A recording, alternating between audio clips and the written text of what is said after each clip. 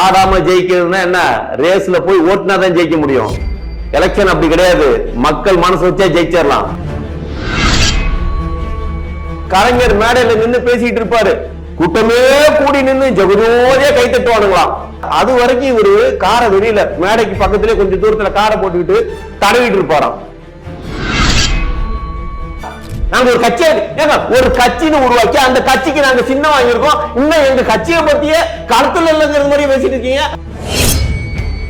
ஆனா ஒரு விஷயம், ராகுல் காந்தி தனிப்பட்ட முறையில் டீல் பண்ணிட்டாரு. ஆமா, டிஎம்கேவோட இப்ப அலைன்ஸ் அவங்க கிடையாது. ஆமா, அதிகாரப்பூர்வ அறிவிப்பு வந்து இன்னும் கொஞ்ச நாள்ல வந்துரும். खत्म, bye bye, tata, goodbye, गया.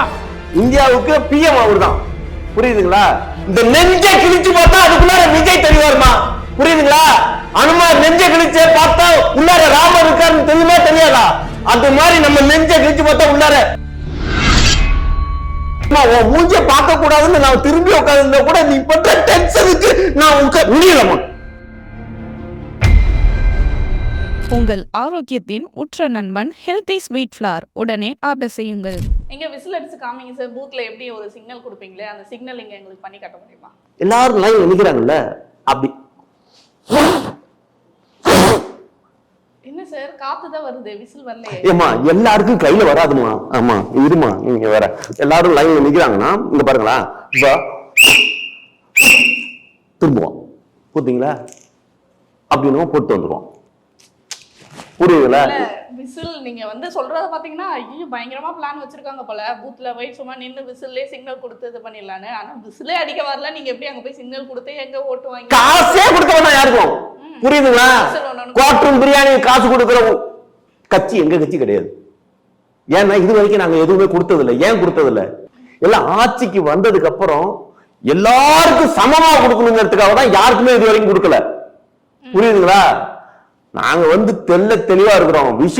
விசில் சத்தம் கேட்டா போதும், எல்லாம் சொல்லி வச்சுட்டோம். விசில் அடிச்சாங்க குஞ்சுகள்னு கேள்விப்பட்டிருக்கீங்களா? தெரியுமா? அத முத பார்க்க போறீங்க. எங்களோட ஜென்சி கிட்ஸ் இருக்காங்க இல்லையா, எல்லாம் விசில் அடிச்சா குஞ்சுதான்.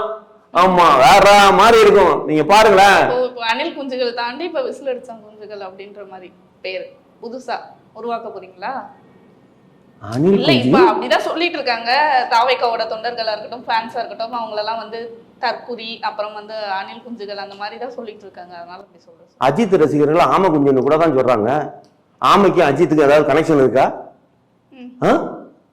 ஏமா ஒரு காலத்துல அந்த ஏடிஎம்கே தோத்து போற கண்டிஷன்ல இருந்தப்ப எங்க தலைவன் ஏதோ பாவப்பட்டு போய் அந்த ஜெயலலிதா அம்மாவுக்கு ஒரு அணில் ஹெல்ப் பண்ணது மாதிரி ஒரு சின்ன ஹெல்ப் பண்ணதுனால அந்த நேரத்துல அந்த தேர்தலில் ஜெயிச்சாங்க.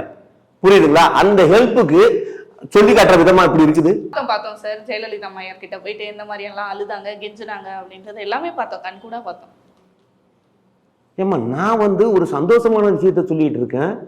அவர் தலைவாவுக்கு போய் அழுதாரு கெஞ்சினாருன்னு சொல்லி அதை பத்தி பேசிட்டு இருக்கீங்க. என்னது? என்ன வேணாங்க, வேணாம். சரி, நான் கேட்ட கேள்விக்கு பதில் சொல்லுங்க. இப்ப தாவைக்காக்கு சின்னமும் ஒதுக்கியாச்சு. அடுத்த அரசியல்ல தேர்தல வரப்போது அடுத்த கட்ட நகர்வா என்ன இருக்கும்? ஏன்னா அடுத்தாப்புல நாங்க வின்னர், அவ்வளவுதாங்க. ரன்னர் எவன் வேணுமாலும் இருப்பான். புரியுதுங்களா? நாங்க தான் வின் பண்ணியாச்சு, அவ்வளவுதான். புரியுதுங்களா? இந்த அஜித் ஒரு பாட்டு வரும், கேள்விப்பட்டிருக்கீங்களா? ஆடாம ஜெயிச்சோமாடா, அந்த மாதிரி நீங்க வந்து நாங்க எதுவுமே பண்ணாம ஜெயிச்சிருவோம்டா அப்படின்ற மாதிரியா? ஏங்க ஒரு விஷயம், ஒரு பாட்டு சும்மா எழுதி வைக்க மாட்டாங்க. எல்லா எழுத்துக்களும் உருவாகிறதுக்கு காரணம் என்னன்னா ஏதாவது ஒரு வரலாறு படைக்கும். புரியுதுங்களா? அது மாதிரி அந்த எழுத்துக்கள் ஆடாம ஜெயிச்சதுன்னு இருக்குல்ல, அது வேற யாருக்கும் பொருந்தாது, எங்க தலைவனுக்கு மட்டும்தான் பொருந்தும். அது அஜித் படத்துல மங்காத்தா பாடினாரு, அவருக்கு ஒர்க் அவுட் ஆயிடுச்சுன்னு சொல்றீங்களா? அது உண்மையிலேயே எங்க தலைவனுக்கு தான் ஒர்க் அவுட் ஆகும். புரியுதுங்களா? ஆமா, ஆடாம ஜெயிக்கிறதுனா என்ன? ரேஸ்ல போய் ஓட்டுனாதான் ஜெயிக்க முடியும். எலெக்ஷன் அப்படி கிடையாது. மக்கள் மனசு வச்சா ஜெயிச்சிடலாம். ஆமா, மக்கள் யாரு மேல மனசு வச்சிருக்காங்க? இப்ப அதிமுக திமுக ரெண்டு பேரும் கட்சிகள் இருக்கு. அவங்க மேலதான் இப்ப வந்து மக்கள் எந்த கட்சி கூட்டு போடலாம் அப்படின்றத வந்து நினைச்சிட்டு இருக்காங்க. என்னது அதிமுக திமுக? புரியல. அரசியல் கட்சி அவங்க தானே சார் இருக்காங்க இப்ப கள்ளத்துல.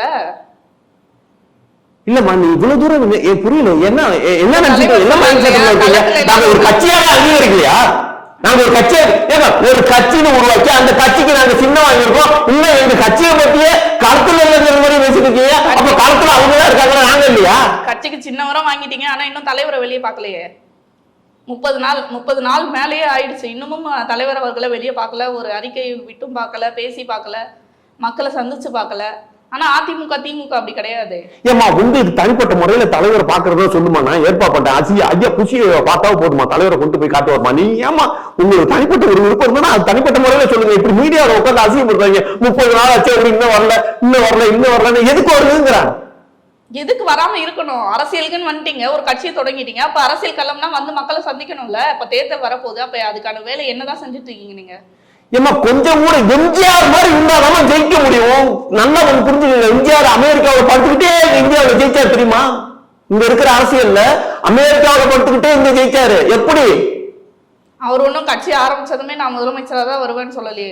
கொஞ்சம் கொஞ்சமா அவரோட கடின உழைப்பை போட்டு பல வருஷமா அரசியல்ல நீடிச்சு கடின உழைப்பு போட்டாரா? கடின உழைப்பு எல்லாம் போட்டாரு. கடின உழைப்பு நல்லா தெரியுமா உங்களுக்கு? கலைஞர் மேடையில நின்று பேசிட்டு இருப்பாரு, கூட்டமே கூடி நின்று ஜெகதோதே கை தட்டுவானுங்களாம். நல்லா உச்சத்துல பேசிட்டு இருக்கிறப்ப அது வரைக்கும் ஒரு காரை வெளியில மேடைக்கு பக்கத்திலே கொஞ்சம் தூரத்துல காரை போட்டுக்கிட்டு தடவிட்டு இருப்பாராம். என்னது? ஏமா ஜஸ்ட் அவர் பாட்டு தொடையில எல்லாம் கையை வச்சு தடவிட்டு இருப்பாராங்கிற. கரெக்டா அந்த பேசிட்டு இருக்கிற நேரத்துல எந்திரிச்சு மேடைக்கு வருவாராமா. மேடைக்கு வந்தப்ப என்ன தெரியுமா, நடிகர் வந்துட்டான் அப்படின்னு அப்படியே கூட்டம் அப்படியே பிளஸ் திரும்பிடுமா.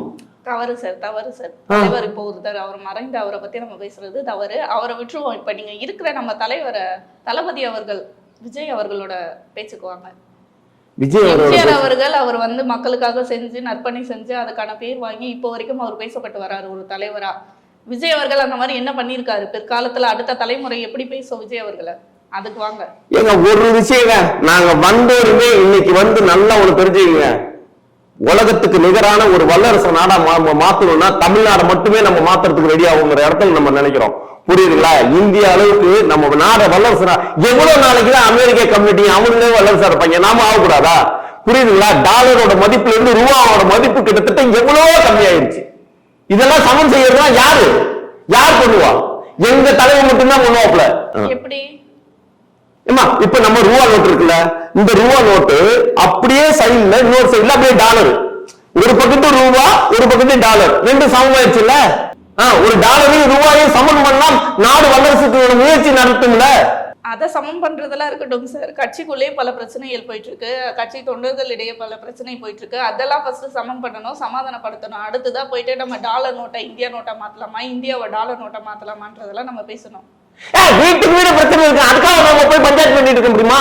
ஒருத்தன் கொண்டாட்டி போட்டு இன்னைக்கு அடிப்பான், நாளைக்கு வந்து நம்ம பக்கத்து வீட்டுக்காரெல்லாம் பஞ்சாயத்து பண்ணுவான். பஞ்சாயத்து பண்ணி ரெண்டு பேத்துக்கு அவ்வளவு சண்டையை பிரச்சனையாகி நிப்பாங்க. ஆமா, காலையில பார்த்தா ரெண்டு பேரும் கட்டி முடிச்சுக்கிட்டு வெளியில போவாங்க.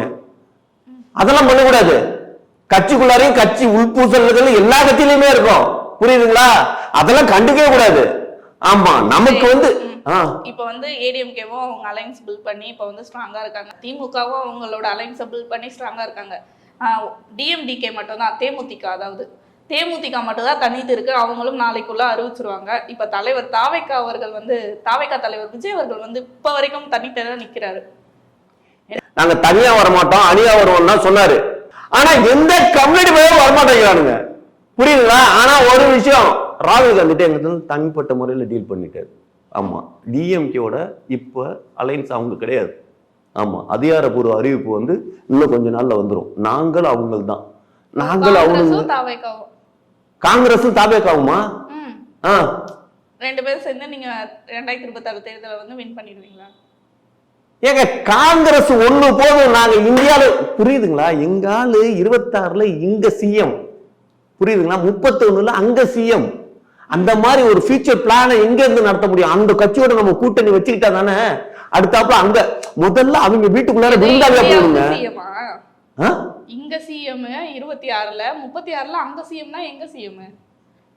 இந்தியாவுக்கே சிஎம்ங்க. இந்தியாவுக்கு சிஎம்மா? இந்தியாவுக்கே சிஎம்ங்க. ஓ, இந்தியாவுக்கு சிஎம். அப்புறம் சிஎம் தானா சார்? இல்ல இல்ல இல்ல இல்ல இல்ல, அதாவது கட் பண்ணிருங்க. இந்தியாவுக்கே சிஎம் அவர் தான். ஓ, மறுபடியும் இல்ல இல்ல ரோலிங் ஆகுது, கட் பண்ணிருக்குமா? இந்தியாவுக்கு பிஎம் அவர் தான். புரியுதுங்களா? ஆமா, ஃபர்ஸ்ட் ஒரு எம்எல்ஏ ஆக சொல்லுங்க சார், அப்புறம் சிஎம் பிஎம் ஏஎம் எல்லாம் ஆகலாம். ஃபர்ஸ்ட் எம்எல்ஏ ஆக சொல்லுமா? புரியல. இல்ல சார், நீங்க சிஎம் பிஎம் இந்தியா ரேஞ்சுக்கு போயிட்டீங்களே, தமிழ்நாட்டுல ஃபர்ஸ்ட் ஒரு எம்எல்ஏவா ஆக சொல்லுங்கன்ற. 2026 தேர்தலை சந்திச்சு அதுல வந்து வெற்றி கண்டு, இல்ல வெற்றி காண்றாங்களோ இல்லையோ ஒரு இல்ல நீங்க சொல்ல போனா இது என்ன சொல்றது, பஞ்சாயத்து போர்டு தலைவரா கூட உங்க தலைவர் ஆக மாட்டாருங்கிற மாதிரி நக்கல் அடிக்கிறீங்களா? உங்க வாயால நீங்களே சொல்லிட்டீங்க. நான் அந்த மாதிரி ஒரு வேர்டு வந்து நான் பயன்படுத்த. அப்புறம் முதல்ல எம்எல்ஏ ஆக சொல்லுங்க அப்படின்னா நீங்க கேட்கிற கேள்வி அதோட அர்த்தம் தானே, பஞ்சாயத்து போர்டு தலைவர் ஆக சொல்லுங்கன்னு. நடைமுறையில இந்த தலைவர் வந்து சிஎம் சொல்றேன், அதையே நம்புறதுக்கு இல்லாம வந்துட்டு இருக்கீங்க. ஏன் ஒரு நடிகன் சிஎம் ஆகக்கூடாதா? ஒரு விஷயம் நல்லா தெரிஞ்சுக்கீங்க, இன்னைக்கு டொனால்ட் ட்ரம்ப் இருக்காரு உலகத்தோட பிரசிடென்ட், அவர் சாதாரண ஒரு ஜூனியர் ஆர்டிஸ்ட். ஒரு சாதாரண என்னது ஜூனியர் ஆர்டிஸ்ட்னா உண்மையிலே ஜூனியர் ஆர்டிஸ்ட் தான். ஹோமோலோங்கிற படத்துல ஜூனியர் ஆர்டிஸ்ட் இருந்தாரு. என்ன படம்? ஹோமலோன். கோமலவா? Home Alone. Home Alone. அந்த படத்துல சாதாரண ஜூனியர் ஆர்டிஸ்ட் இருந்தாரு. ஒரு ஜூனியர் ஆர்டிஸ்ட் இருந்தவனே இன்னைக்கு வந்து பிரசிடென்ட் ஆயிருக்கான். எங்கால யாரு? ஹீரோ. புரியுதுங்களா? அப்ப ஹீரோனா எதுக்கலாம்? அகில உலகத்துக்கு இவர்தான். என்னை டென்ஷன் பண்ணிடுவோம்னா. ஐயோ தயவு செஞ்சு டென்ஷன் மட்டும் ஆயிடாதீங்க சார், அப்புறம் விசில் அடிச்சு எங்க காதெல்லாம் வந்து வீணா போயிடுச்சு. சொல்லுங்க, நீங்க எப்படி சார் ட்ரம்போட பக்கத்து வீடா? ட்ரம்போட பக்கத்து வீடா? சொன்னீங்களே ஜூனியர். ஏமா வரலாறு தெரிஞ்சிருக்கும்ல, புரியுதுங்களா? வரலாறு எல்லாம் படிச்சிருக்கீங்களா? எங்க இப்பதான் புத்தகத்தில் பள்ளிக்கூடத்துல வரலாறு இல்லாம பண்ணிட்டாங்களே. வரலாறு புத்தகமும் நாங்க படிக்கிறப்பெல்லாம் இருந்தது, அதனால எல்லாருக்கும் வரலாறு தெரிஞ்சது. இப்ப கம்யூனிட்டிக்கு வரலாறுங்கிற ஒரு புத்தகத்தை தூக்கி போட்டு சோசியல் சயின்ஸ் வச்சிருக்காங்க. இந்த சோசியல் சயின்ஸ்ல சயின்ஸ்ல தெரிஞ்சு என்னடா படிக்க போறாங்க? புரியுதுங்களா? உங்களுக்கு எல்லாம் வரலாறு தெரியாம போடுறது காரணம் என்ன தெரியுமா? Social science. அதான் காரணம். நம்ம வரலாறுலாம் படிப்போம் சார் பொறுமையா. விஜய் அவர்கள் என்ன படிச்சிருக்காரு நம்ம நிறைய பேருக்கு தெரியாது, நீங்களே சொல்லுங்க உங்க பொண்ணான வாய்களை. ஏமா படிக்காத காமராஜரே இங்க தமிழ்நாட்டுல சிஎம் இருந்திருக்காருமா. விஜய் படிச்சிருக்காரா அப்படின்னு இப்படி ஒரு கேள்வி கேட்கறீங்கன்னா, நான் படிக்காம இருக்காரு. ஆமா, என்ன படிச்சிருக்காரு? என்ன படிச்சிருக்காருன்னு தேவையில்லமா, படிச்சிருக்காருல. அதான் சார் என்ன படிச்சிருக்காரு சார்? ஏமா எல்லாம் வந்து நல்லா ஒண்ணு தெரிஞ்சுக்குமா, இவர் வந்து இது உதயநிதி ஸ்டாலின், விஷாலு, அந்த சூர்யா, இவங்க எல்லாருமே ஒன்னா படிக்கிற காலகட்டத்துல இவரும் படிச்சிருக்காரு. அந்த காலேஜ் மட்டும் இவங்க எல்லாம் இருந்திருக்காங்க. இவரு காலேஜ் எல்லாம் படிச்சிருக்காருமா. எத்தனை வருஷம்? ஏமா மக்களுக்கு தலைவனா இருக்கிறவன் எவ்வளவு படிச்சிருக்கணும் தேவையாமா? ஆமா சார், குவாலிஃபிகேஷன்ன்றது முக்கியம் இல்லையா? அடிப்படை அத ஒரு பேசிக் அந்த நாலேஜ் இருக்கணும்ல. இப்ப காமராஜர் உங்களுக்கு நல்லது பண்ணாருன்னா என்னது, நாலேஜ் கேதர் பண்ணிட்டு தான் நல்லது பண்ணாரா? அந்த காலம் சார். அந்த காலம்னா அப்ப இந்த காலத்துல ஒரு நல்லவன் அப்படி இருக்க கூடாதா? ஏன் படிப்புங்கிறது ஏட்டு சுரக்கா எதுக்கு உதவாங்க, புரியுதுங்களா? ஆமா, நீங்க வேற எல்லாம் டாக்டர் பட்டம் போட்டுருக்கானுங்க. ஆமா, இந்த கம்யூனிட்டி எவனா ஊசி எடுத்து குத்த தெரியுமா? டாக்டர் பட்டம்ங்கிறாங்களே, டாக்டர்னு. டாக்டருக்கு ஊசிக்கு சம்பந்தமே கிடையாது தெரியுமா? எம்பிபிஎஸ் அப்படின்னு படிச்சவனா ஊசி போட முடியும், வெறும் இந்த டாக்டர் அப்படிங்கிறவங்க ஊசி போட முடியாது. புரியுதுங்களா? இதெல்லாம் தெரியுமா தெரியாதா? இதுக்கு படிப்புக்கும் ஊசி போடுறதுக்கு சம்பந்தமே கிடையாதுமா. படிக்காம சிலர் போலி டாக்டர்னு ஊரை ஏமாத்திட்டு இருக்காங்க. அப்ப எங்க தலைவர் வந்து போலி முதலமைச்சரா? சார் தயவு செஞ்சு முதலமைச்சர் சொல்லாதீங்க சார், ஃபர்ஸ்ட் நிறுத்துங்க சார். ஃபர்ஸ்ட் நிறுத்துங்களா? ஸ்டாலின் அவர்கள் தான் சார் முதலமைச்சர். ஏமா நீங்க வந்து முதலமைச்சர் என்ன டென்ஷன் பண்றீங்க? சீரியஸா சொல்றேன். உங்களுக்கு வேணும்னா, உங்களுக்கு பிடிக்குதுன்னா நீங்க வந்து உங்க மனசோட வச்சுக்கீங்க, புரியுதுங்களா? அது என்னட்ட சொல்லி காட்டாதீங்க. வந்து உங்க தலைவரை நீங்க முதலமைச்சரா இன்னும் இப்பவே ஏத்துக்கோங்க. ஆனா தமிழ்நாட்டுக்கு இப்ப முதலமைச்சர் ஸ்டாலின் அவர்கள் தான். நீங்க தப்பா சொல்றீங்க, நான் அதை திருத்துறேன். தப்பு நடக்குதுன்னா அதை தட்டி கேட்க தான் செய்வாங்க யாரா இருந்தாலும். ஆமா, நாங்க பச்சை குழந்தை, நீங்க அப்படியே எங்களுக்கு சொல்லி திருத்தி அடிச்சு திருத்துவீங்களா? தப்பல புரியல.